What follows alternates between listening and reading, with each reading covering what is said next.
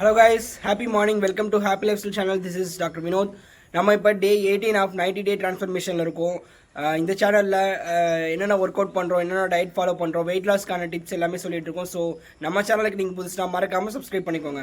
வாங்க வீடியோக்குள்ளே போகலாம். ஜிம்முக்கு வந்தோடனே சைக்கிளிங் ஃப்ரீயாக இருந்தது. ஸோ நான் சைக்கிளிங் ஸ்டார்ட் பண்ணேன்.